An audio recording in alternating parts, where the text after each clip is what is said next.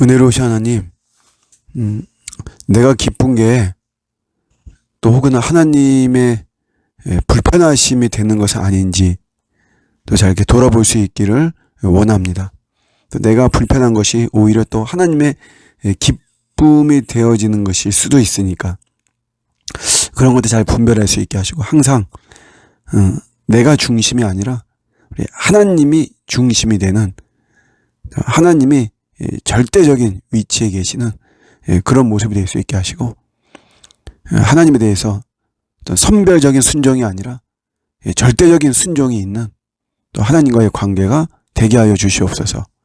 예수님의 이름으로 기도드립니다. 아멘. 오늘 주시는 말씀은 예레미야 4장 22절입니다. 내 백성은 나를 알지 못하는 어리석은 자요, 지각이 없는 미련한 자식이라. 악을 행하기에는 지각이 있으나 선을 행하기에는 무지하도다. 아멘.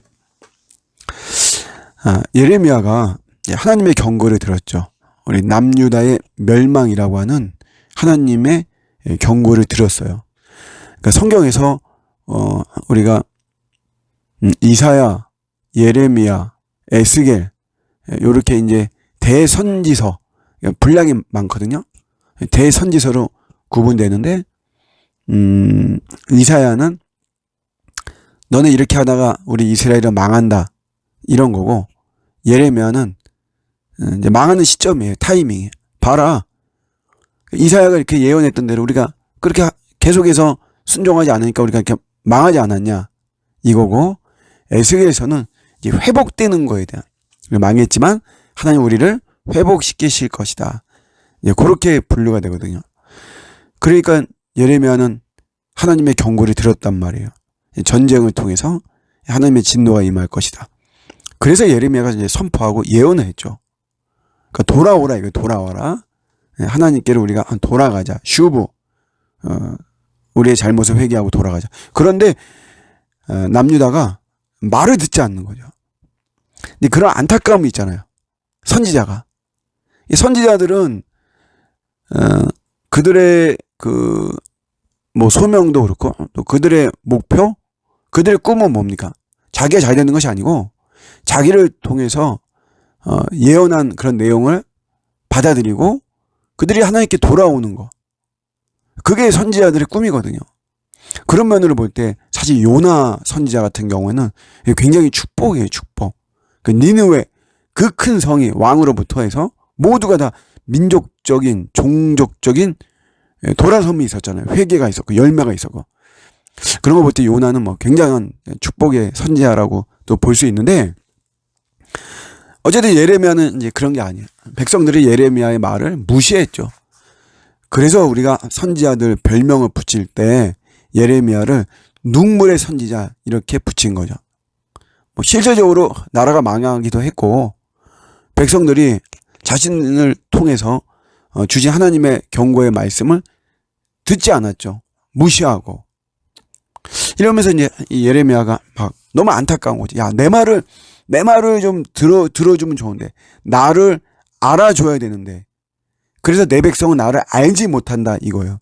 이 말은 내가 누군데 나를 알아봐 주지도 않고 내가 얼마나 유명한지를 몰라주고 말이야, 이런 것이 아니고, 이 하나님의 말씀을 내 입술을 통해서, 나의 삶을 통해서 주시는 하나님 말씀을 좀 들어야 되는데, 거기서 오는 안타까움이죠. 우리가 축복 중에 하나가 하나님의 스피커를 알아보는 이런 눈이 있는 게, 이게 축복입니다.